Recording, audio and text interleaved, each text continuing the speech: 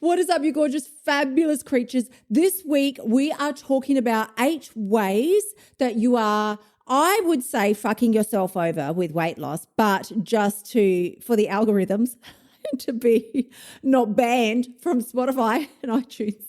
I would say you're making your weight loss way harder than it needs to be. Way, way harder. I want to tell you this morning, I've made this commitment that I'm getting out of bed before 5 a.m. every morning. So my alarm's set for 4:45, and this is when I have to get up. Not because 4:45 is a magical number, not because anything fancy happens at 4:45. You're not going to burn extra calories by getting up at 4:45. I do it because there are 2 areas. Really, I mean, there may be more, but these 2 are going to be the quickest, fastest ways to create discipline in your life, which is what you fucking need if you want to lose weight. And the 2 areas are getting up early and disciplining yourself with food. If you can nail those 2 areas, you're set for life. You can fucking achieve anything. You'll be like climbing Mount Kosciuszko, becoming president, like you do all these things because you have created really an unbeatable level of discipline. And I've got to say, the more I am consistent now, getting up before 5, the more I feel like unstoppable. I'm just going to say, like fucking Wonder Woman's got nothing on me at this point. So with that being said, it does not mean that I am delighted to get out of bed in the morning. Doesn't mean I feel good about it. Doesn't mean I'm even excited or mildly okay about it. In fact, it shits me off. I fucking hate it every morning. The internal scream is absolutely deafening, but I'm doing it. So this is what I want to tell you today, that this morning I woke up and I was extremely tired because as much as my morning routine is nailed and dialed in and on point, my nighttime routine leaves a little to be desired. It's fine, but I'm going to bed still too late for a 50-year-old lady that wants to get up at 4:45. So the internal scream is deafening. The alarm goes off and I'm just like, no. And my mind is going through all the reasons and all the excuses why I just should not do this. And I didn't want to do it, but I did it anyway. I knew I needed to go to the gym. Didn't want to do it. I've got a knee injury. Like, it's a whole situation. I had all the excuses. Don't you worry. I could roll them off I could roll them off like anything, like nobody's business. But I didn't want to do it, but I did it anyway. I didn't want to do my stretching this morning because that's another thing I've committed to doing. Didn't want to do it because it fucking hurts and it's uncomfortable, but I did it anyway. I come home from the gym and there's this incredible, if you haven't seen my Insta, well, I shared this delicious, and it's not unhealthy, like this cheesecake recipe that are little mini deconstructed cheesecakes. They're in little glasses. I made them with my stepdaughter. She made the recipe up and she's like, let's try this. And it's fucking delicious.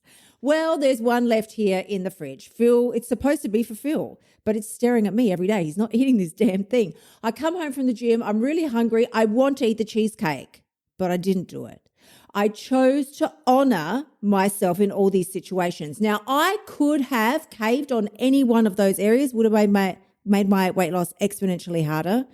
But aside from those areas where, I'm determined to build discipline in the morning when I want to sleep in, when it's the hardest, because I want the effects that those disciplines are going to roll on throughout the rest of my life, yes, but also with my relationship with food.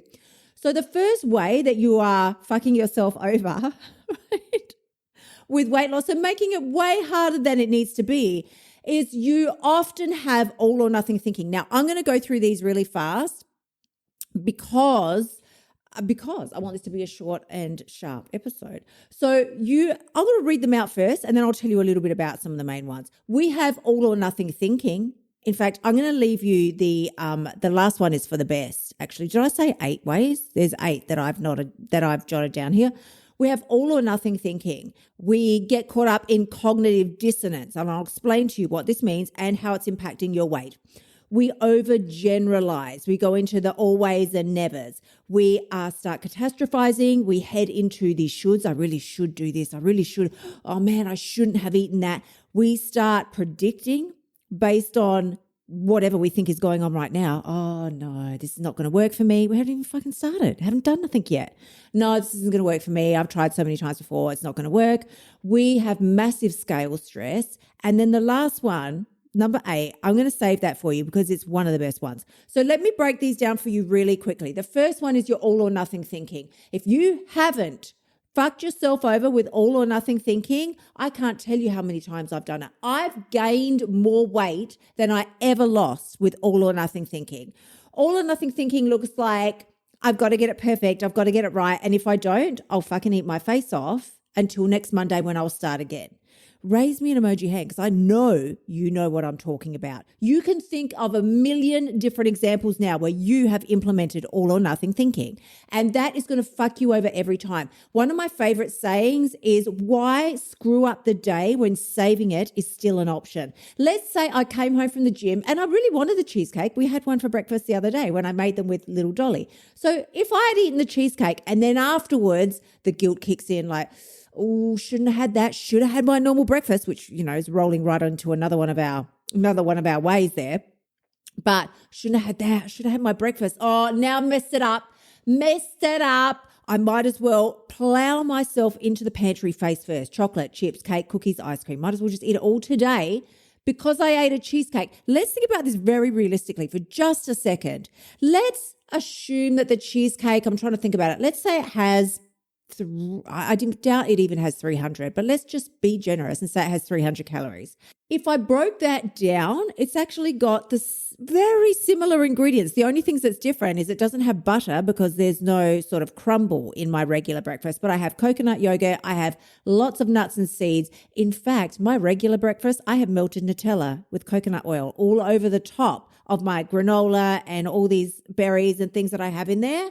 So it's probably the same, if not more, calories in my regular breakfast.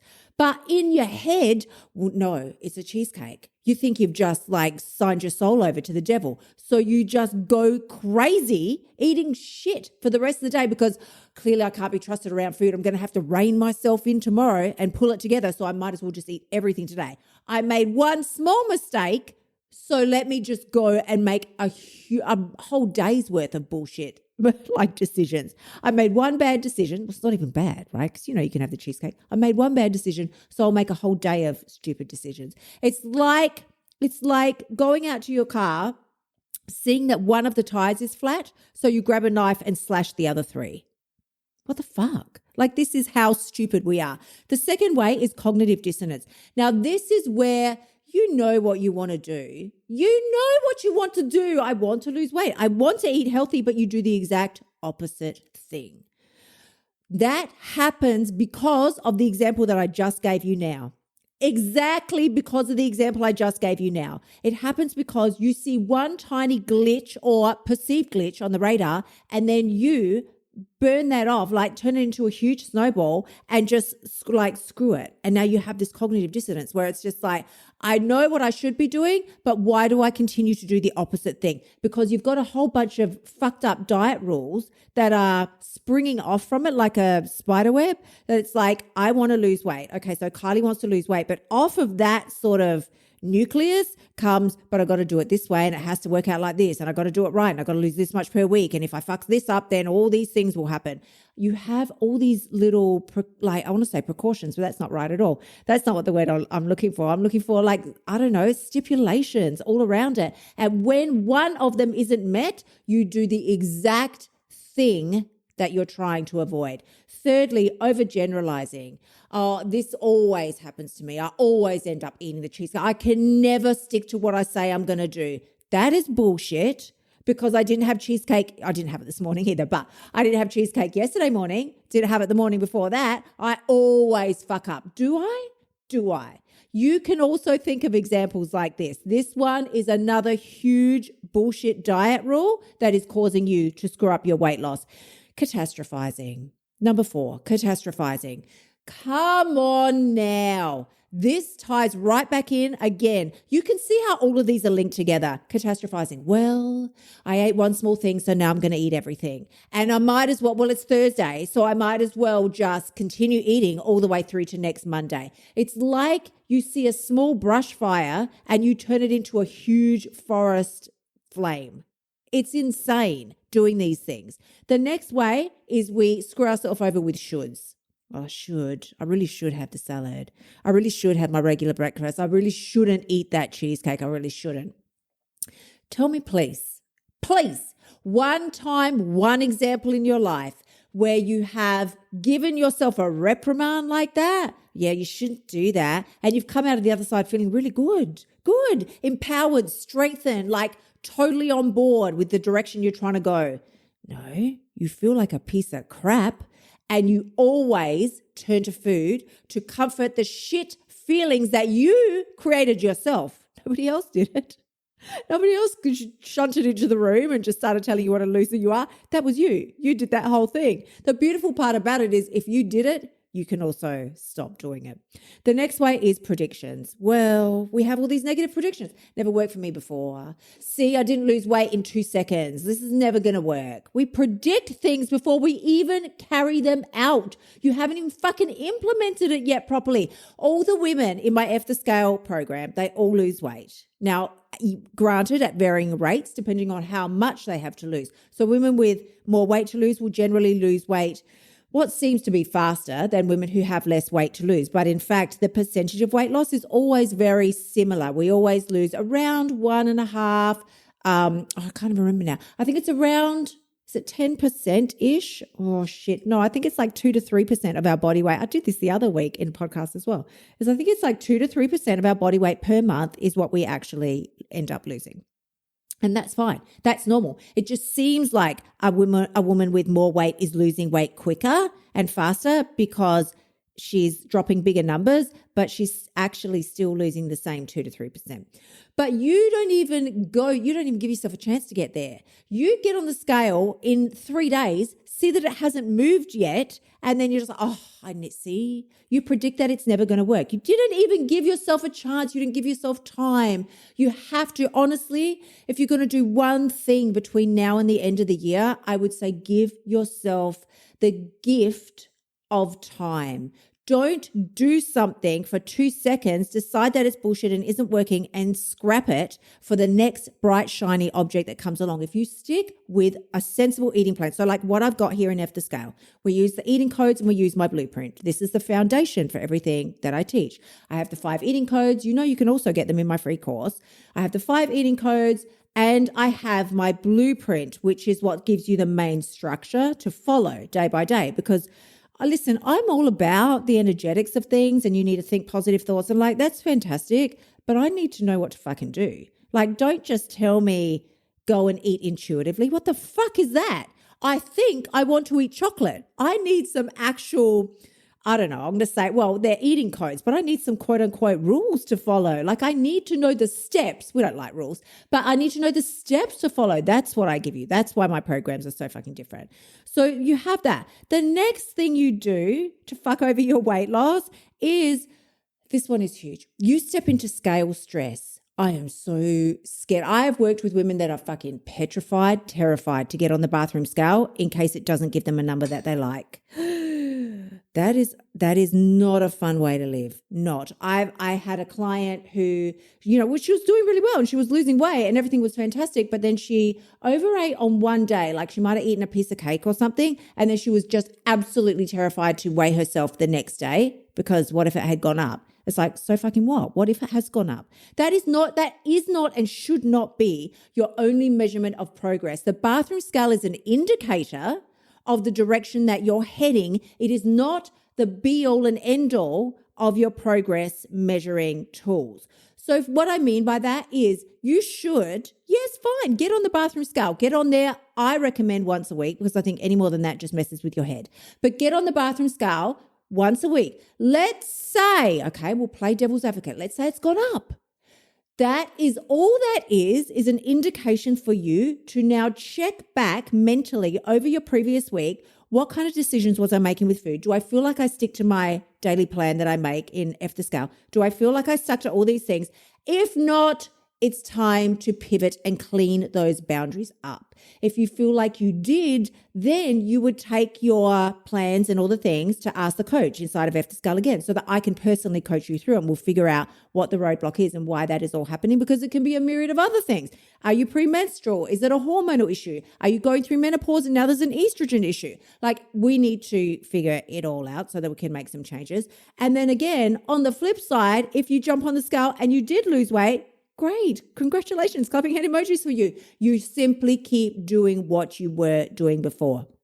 Now, this is the last way that we fuck ourselves over. And I feel like this is one of the best ones because it's scary and almost everybody, including myself, goes through this. When you do start losing weight, you feel like you can't trust the process or yourself or what you're doing until you lose like a decent amount of weight. You know, I need to lose 5 kilos before I can really believe this is real. I need to lose at least a good 3 or 10. This doesn't count until I lose 7 kilos. No, it counts. Do you know why? Because your work counts. The effort you're putting in counts. The motivation and you cheering yourself on, that counts. You showing up daily and showing and giving yourself that discipline, like I talked about at the start, that counts. Don't ever discount 10 days of good decisions just because the scale isn't reflecting what you think it should yet. You keep going. You back yourself. Don't worry about what the scale says. It will catch up. Do you know how I can say that with complete and utter confidence? Because it is impossible to do the right thing and get a wrong result. With that, my darlings, I'm sending you tremendous amounts of love. As always, if you like what you're hearing and you want to hear more, please subscribe, share on socials, send me a review, pop into my DMs. I am always happy to hear from you. And as you know, F the Scale is currently open $19 a month. So skip on over to kyliepax.com/F the Scale. And I will see you again next week. Until then, gorgeous ones, bye for now. Thank you so much for tuning in. Remember to shimmy your butt over to kyliepax.com and sign up for one of my programs so you can start losing your weight now. You'll also find helpful notes and resources in my past podcasts that will help you lose the weight without all the BS drama. I will see you next week.